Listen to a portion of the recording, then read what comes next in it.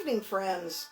Well, it is a great evening, and as you see, I've kind of moved us around a little bit. I've moved us in my office to a different spot. As we are entering Advent, or in Advent, there's some things I want us to think about a little different, maybe. That is that we maybe don't study in the same location that we have sat in. Maybe it is as I have music playing. I have to ask you all, as we go through this journey of trying this, I want to see if the music works. If it doesn't, if it's distractive, I'll change that. I do have my Advent candle, my one candle lit for tonight. So we're going to wait. Obviously, we're a little early coming on, but we will all be on here soon. So it is. I've moved us in my office a little bit. I've moved us around. I think it's kind of fun. I haven't gotten to... Actually, this will be awkward. The more awkward, because I have to lean forward to get to my phone and that kind of thing. But that's okay. Maybe I won't wave back. I'll just have to wave back at you like a real person. But yeah, I thought I'd just do something a little different as we're journeying in Advent. And let us all, maybe that's something we have to do. Actually, I tried to find Advent music to play, but I was having a hard time. I think I maybe found a CD I can use. Maybe next week I'll play that one. But I hope your week has been good. It's been a tough week. It's been a hard week. There have been many things happening with some friends and members of the congregation that have been sick, friends that have been that are in the hospital, for those people we care about. And I just found out this evening that a scout friend of mine has died. Not from COVID, but from other things. And that's always saddens me when we lose our friends and our colleagues. And so my prayers go out to that family tonight. So I hope you've been getting some things ready for Christmas. I know Ron and I have talked about simplifying, and I have way simplified for this year. I think this is a year to remember why we have Christmas. Not because of the stuff, but because of the reason. And that's why we're preparing, and that's why we're doing our study different. Grab your Bibles. We're still going to need our Bibles. And in fact, you're going to turn to Isaiah for tonight anyway. And we'll look at Isaiah, at a chapter in Isaiah in a little bit. It is a time and a season for us to stop, maybe. It is, as I said Sunday, yes, we have ended the church year and we begin a new one, but we begin in hope. And that's why I think that the title for this week being The Long Wait Fulfilled. It is. We are waiting, and yet we already know the end of the story, but we're waiting because we need to take this time.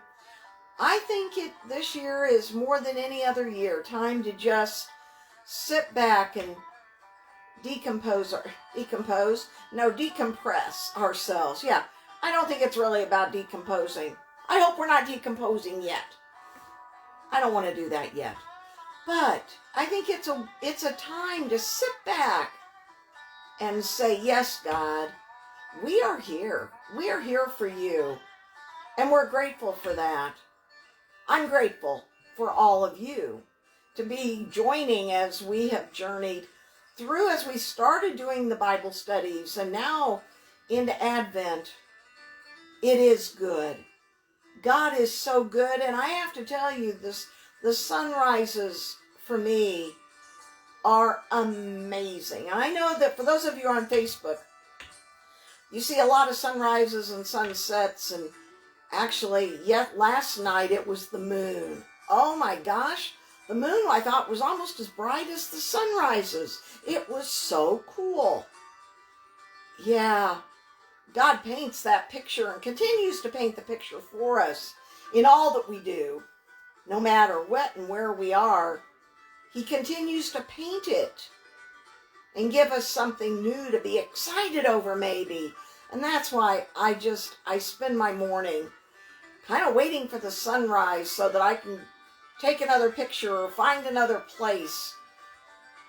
Like today, going upstairs and through the lace curtain, it was just so pretty to look through that curtain and see that sunrise with the pinks and the blues. Oh my goodness. God is definitely giving us a show of color in these last weeks. I have to say, I've never seen things so bright and colorful. But that's who this God is. He is an awesome God who continues to enliven us and gives us those things. And so it is amazing. Again, grab your Bibles, open up to Isaiah. Isaiah 25 is where we're going to go to. We're going to take a few minutes here as we begin because it is Advent. I already lit my candle, and for some of you may not be able to light a candle, but it's okay. We're going to remember, and I don't even know if that'll stay lit clear through our study. We'll see how it goes. I don't know. Like I said, I think this chair is a new chair that I have in my office, and I'm kind of excited. I've been kind of waiting to have a chance to sit here and kind of get comfortable. I don't know. Maybe I could get too comfortable. You think I could go to sleep? I don't think so. Not in the middle of a study. Not with some music playing. I've got candle. Yeah, it's Advent. It's time to pull back a little bit. As we're just kind of gathering, you know, the Advent tradition is obviously as old as, well, the Christian faith anyway. It is as old as time from the standpoint that we need time to prepare. Now, as we do, I chuckle sometimes because as we get to the Christmas story, we really tell the story that took 3 years all in one evening. And I always kind of laugh going, yeah, you know, but we have to do that in order to complete it, don't we? We have to have the wise men show up or else it's not going to be complete. But God is so good for you and me that He does give us this 4 weeks. It's been fun to watch. I'm on a Facebook group with people in Sweden. And, of course, it's dark there already. And already, they've got snow in northern Sweden anyway. I'm not sure Stockholm does. But it's been kind of fun to watch everyone lighting their different candles and the wreath and what it means for people around the world and what it means for you and me. No matter how elaborate that wreath is or simple, like I said, I'm just using 4 blue votive candles, cups, and with votive candles in them. That's what I use often, at least in my office. I have many other Advent wreaths, and some years they're all over the house, and some years I don't get them all out. This year I'm using these just because I want it to be simple. And so it is that we prepare ourselves. I think we're going to go ahead and start. I know we're a couple minutes early, but I think I'd like to get started. With our Advent, with thinking about lighting that first candle for the first week of Advent, listen to what Isaiah says. In days to come, the mountain of the Lord's house shall be established as the highest of the mountains and shall be raised above the hills. All the nations shall stream to it. Many people shall come and say, come, let us go up to the mountain of the Lord, to the house of the God of Jacob, that he may teach us his ways, that we may walk in his paths. For out of Zion shall go forth instruction, and the word of the Lord from Jerusalem. He shall judge between the nations, and shall arbitrate for many peoples. They shall beat their swords into the plowshares, and their spears into pruning hooks. Nation shall not lift up sword against nation, neither shall they learn war any more. O house of Jacob, come, let us walk in the light of the Lord.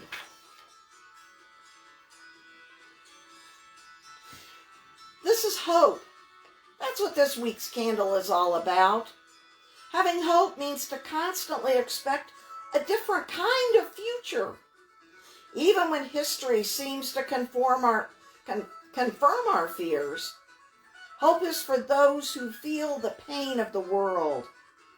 Hope is for those who agonize at human cruelty. Hope is for those who hear the cries of the homeless and the hungry children and cry along with them. In a world where hope seems so far away, we are a people of hope. We listen for the voice of angels in the wind, and we stretch to see the first light of a new day on the horizon. We long for a new birth of grace in every human heart. We wait, we listen, and we hope. Let us pray. Oh God, in this night, as we sit in the darkness, we know that you are the light. We long for your coming into our hearts, into our lives, and into our world. Oh Lord, on this night,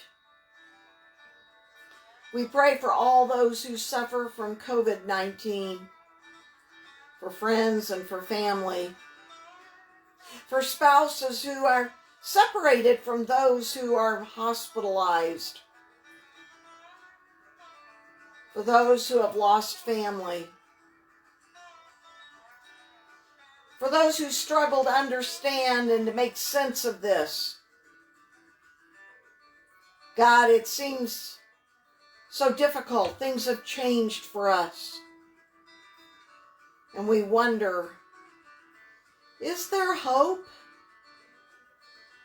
Is there hope in this time?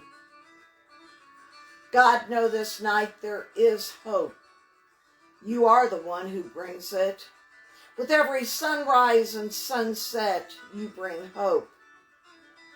Let us this night know your presence. Let us hear your voice in the flickering of an Advent candle, maybe to hearing music that soothes us in a different way. We watch, we wait, we hope, and we expect. We know you come. In your name we pray. Amen. You know, I titled this really after another book I was reading for tonight, The Long Wait Fulfilled. Because throughout salvation history, we have always been and always will be between the two comings of the Lord. The time of Advent will only end with the last manifestation called the eschaton of the one who has already come, but for whom we nevertheless still wait. That's the time we're in. We're caught in a funny time of waiting. Not just in Advent, maybe, in this 4 weeks. We are caught in the time of waiting. So let's look at Isaiah 25. We're going to read it through, and I may come back and we're going to talk about maybe a few things, and then we'll see how this goes. Okay, Isaiah 25. O Lord, you are my God. I will exalt you and praise your name, For in perfect faithfulness you have done marvelous things, things planned long ago. You have made the city a heap of rubble, the fortified town a ruin, the foreigner's stronghold a city no more. It will never be rebuilt. Therefore, strong peoples will honor you. Cities of ruthless nations will revere you. You have been a refuge for the poor, a refuge for the needy in his distress, a shelter from the storm and a shade from the heat. For the breath of the ruthless is like a storm driving against a wall, and like the heat of the desert. You silence the uproar of foreigners, as heat is reduced by the shadow of a cloud. So the song of the ruthless is stilled. On this mountain, the Lord Almighty will prepare a feast of rich food for all peoples, a banquet of aged wine, the best of meats and the finest of wines. On this mountain he will destroy the shroud that enfolds all peoples, the sheet that covers all nations. He will swallow up death forever. The sovereign Lord will wipe away the tears from all faces. He will remove the disgrace of his people from all the earth. The Lord has spoken. In that day they will say, surely this is our God. We trusted in him and he saved us. This is the Lord, we trusted in him. Let us rejoice and be glad in his salvation. The hand of the Lord will rest on this mountain, but Moab will be trampled under him, as straw is trampled down in the manure. They will spread out their hands in it, as a swimmer spreads out his hands to swim. God will bring down their pride. Despite the cleverness of their hands, he will bring down your high fortified walls and lay them low. He will bring them down to the ground in the very dust. Wow. I have to say, I think reading it this way is different tonight than when I've read it before. There are some things that strike me maybe in a new way. Go back to verse 1. God has done marvelous things. Things planned long ago. God has planned this journey that you and I are on.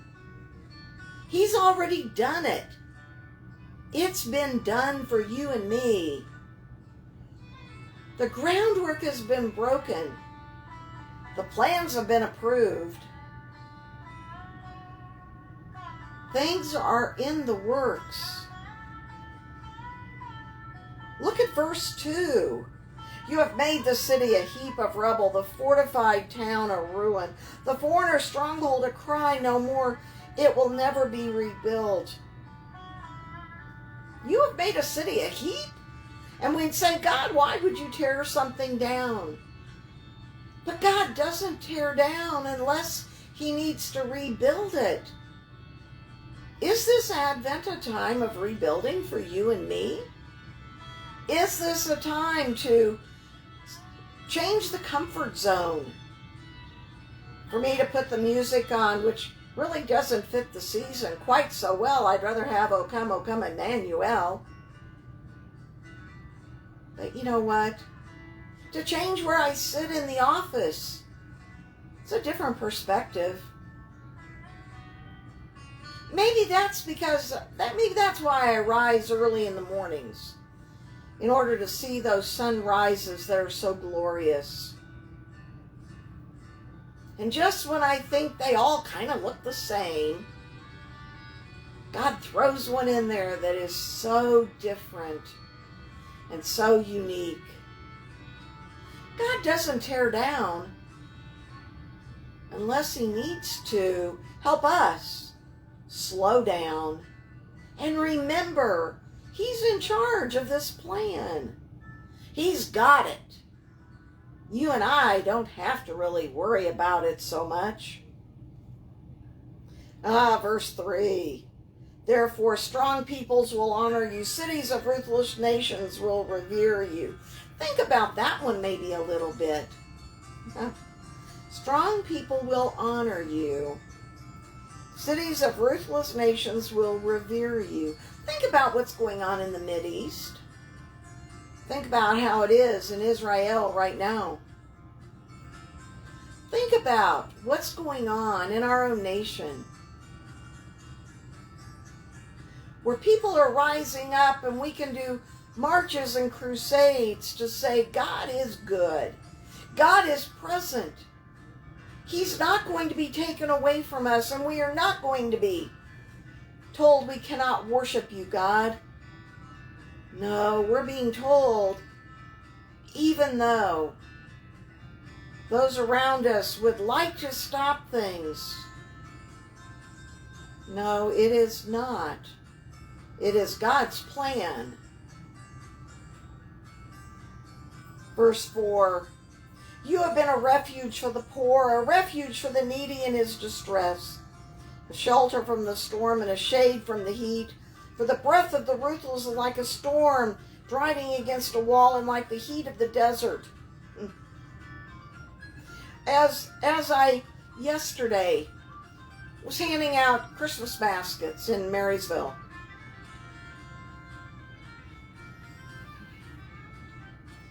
I think about the poor and needy. In this time where the economy is not good, in this time where people are hungry, there is no joy. Just to say Merry Christmas and hand people a bag of food with treats in it of candy. It was good. It is a time for you and me to stop and say, what can I give and do for another? What is a God you're calling us to do? Oh, for those who have ever lived in the desert, you understand that heat that is unending for days at a time sometimes. For days that it doesn't cool down. How drying and harsh it is to be in the desert. Your silence, the uproar of foreigners, as heat is reduced by the shadows of a cloud, so the song of the rebels is stilled. It is an amazing time for you and me. Oh, I love verse 6. On the mountains the Lord Almighty will prepare a feast of rich food for all peoples, the banquet of aged wine, the best of meats, and the finest of wines. See, God is preparing for you and me that feast, that eternal feast that is what God is calling you and me to do, and to sit at that table. I think it's interesting, the imagery going from the desert to the mountains, from the harshness and the cracked and brown muck of life to the beauty of a mountaintop with the greenery and with all the flowers and the beauty. Although, after living in the desert, I discovered there's way more beauty in the desert than what we often realize. It. I had no idea the cactus can be so pretty. That's not what we're talking about here, though, is it? Verse 7. On this mountain he will destroy the shroud that enfolds all peoples, the sheet that covers all nations. I have to tell you, That shroud, for many of us right now, I have come to the conclusion that we have been veiled in a shroud. A shroud now, if we want to think about it, is a wrapping around us that kind of encases it. It would have been what people in biblical times would have been wrapped in as they would have been buried. They would have been wrapped. That's what the shroud of Turin, or what Jesus was, the linens and everything. That's the shroud. In many ways, I think that God has, in order to protect us, shrouded us in some way to say, I am with you. Now, maybe we don't feel that, but maybe this Advent season is that point of recognizing that shroud. I will tell you, as a military mom and grandma now, that when our young servicemen and women go to dangerous ways, we are shrouded in a way, and I didn't understand that when Patrick left the first time. When he left the first time, I felt I was depressed. I couldn't get into my routine. I couldn't figure out. I went through life and I did everything, but I couldn't make sense of it. Finally, one of my friends said, it's because you are being veiled right now. You are being shrouded by a veil of God's love, care, concern. Is that what God is maybe doing for you and me during this COVID time? During this time that we are so anxious? Do we go out? Can we go out? Do we wear a mask? Can we go to the store? Do we have to have everything delivered? How do we do this? Because we don't want to be sick. The fear is so great for us right now. But see, God says that on the mountain he will destroy the shroud that enfolds all peoples, the sheet that covers all nations. He will swallow up death forever. He will take it away. You and I will be made new. We will have lighter hearts. I have to say, I think today, for maybe the first time in a while, my shroud is lifted a little bit. Today, for the first time, I could put Christmas kind of things out. Simplified version. But I feel like the shroud, maybe it's because of this reading. Maybe it's because of this time. That weight and that shroud is somewhat removed. Have you been shrouded? Have you been weighted down? Have you felt lost, lonely, hurt, confused? Many of us have. It is a time of where we are at right now. Verse 8, the sovereign Lord will wipe away the tears from all faces. He will remove the disgrace of his people from all the earth. He will wipe away our tears. Maybe that's what today, in my tears that I did, have that shroud lifted. Maybe God entered back and opened my heart.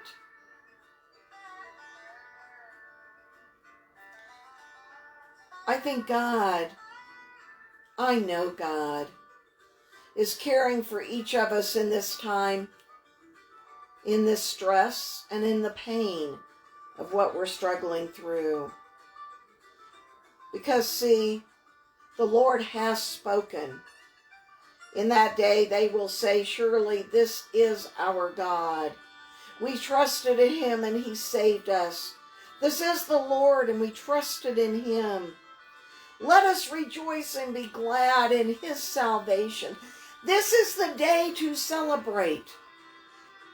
This morning, there was rejoicing in my heart as that sun just started to come through.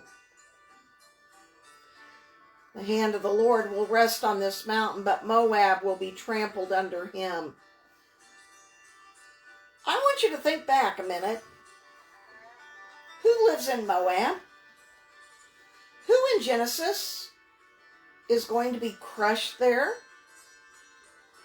If you don't remember, we can go back and talk about that. See, this is why knowing the Old Testament, knowing Genesis is so important for us.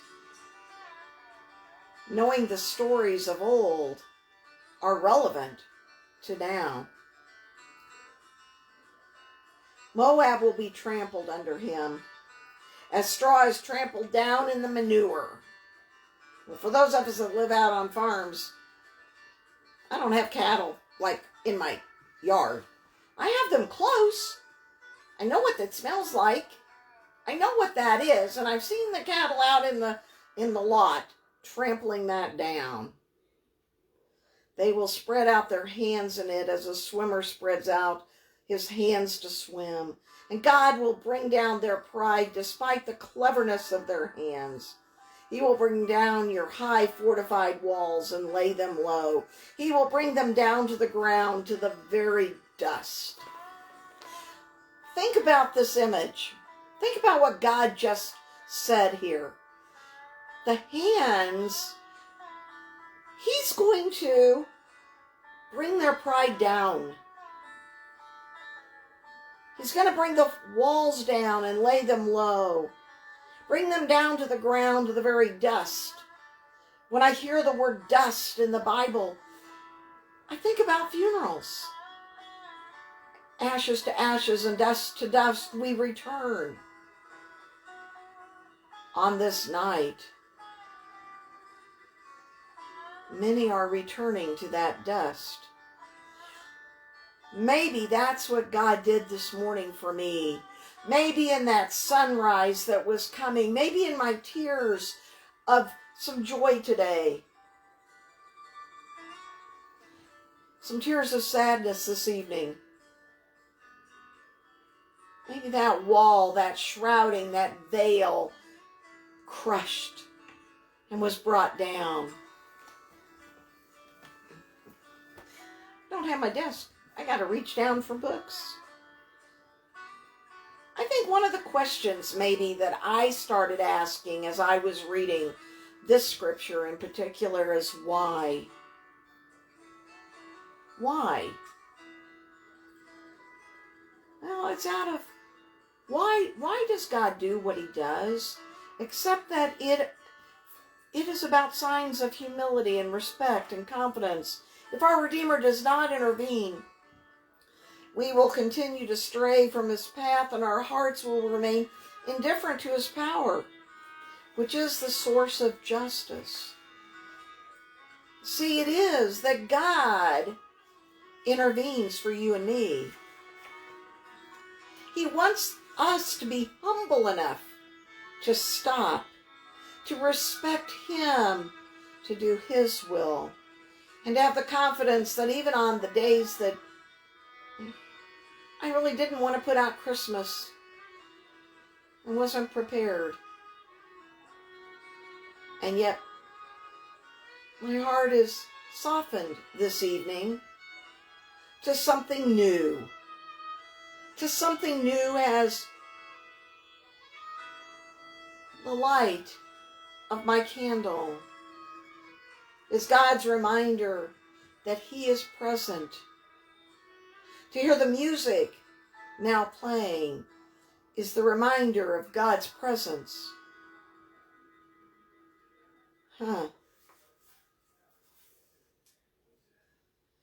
Lord our God, grant that we may be ready to receive Christ when he comes in glory and to share in the banquet of the heaven.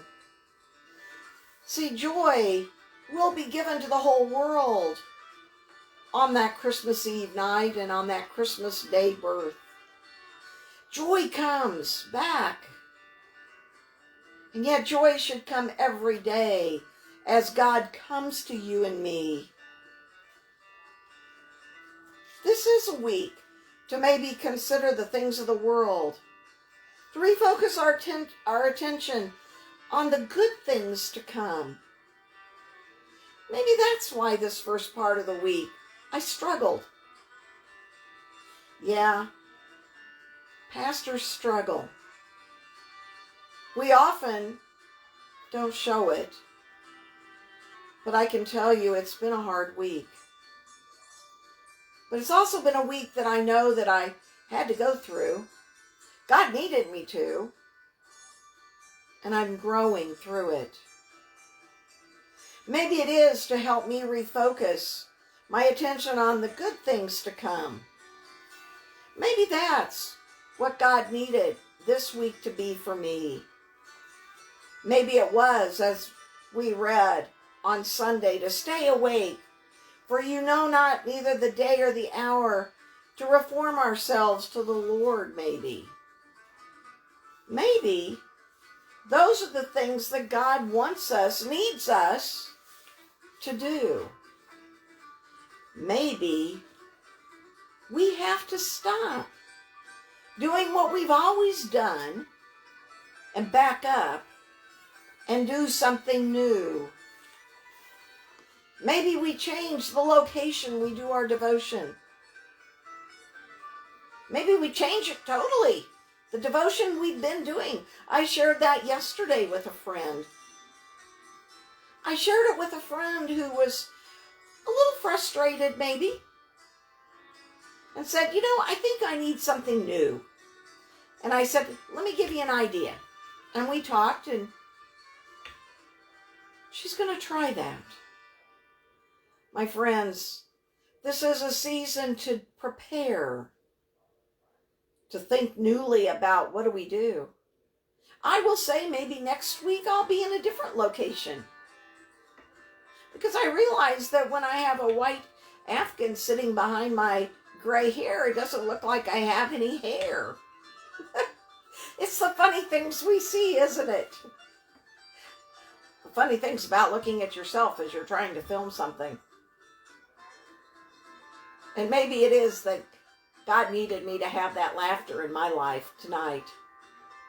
As I share with you about the struggle and the journey that we're all on. But I know that you are my God, and I will exalt you and praise your name. For in perfect faithfulness, you have done marvelous things, things planned long ago. Oh, my friends, as we go through these 4 weeks, know that God has the plan. He is with us. He is walking with us. He's guiding us. He's holding us. He's making sure that you and I stay safe in this time and in this space. Or maybe we don't feel like we're so safe. Or maybe it doesn't feel like things are quite right. See, the grace of the season of Advent is a reawakening of our hope in the salvation that has already come, that comes now and will come in the fullness of the day of the Lord. God is here. You and I sometimes miss those moments. We miss the time. But you know what I do know is that God doesn't give a promise without responsibilities. Remember those covenants of Abraham had to make, and everyone. There is a responsibility. The responsibility is to please God with our conduct, to dwell in a life of holiness, to progress continuously in His way until the coming of the Lord. Oh, that might mean we have days that, like today, and maybe another day of the week for you, that maybe we aren't so happy. We don't feel so good. But friends, know, God is with us on this journey. He will continue it with us. Let us pray. God, read the signs of Read the signs of God in the moon and the sun. He is coming. We know you're coming in the clouds. See the nations shake before the storms of the sea, because you are coming. You are coming victorious. Reform ourselves for looks. Our salvation is at hand, because you are coming for our joy. Let us stay awake, Lord, and escape the snare, and we will stand before you on the day of judgment. Happy are the ones who believed that one day would be fulfilled in the words of God for all whom he loves. Oh, my friends, next week our topic is about the Lord is come. He is here. We continue the promise of what Advent brings, the time of preparing, the time of listening, the time of hope for this week, and joy and love and peace in the weeks ahead. And now, my friends, may the Lord bless you and keep you. May the Lord make his face shine upon you and be gracious to you. May the Lord look upon you with favor and give you his peace. My friends, have a blessed week. Go in peace this night. Amen.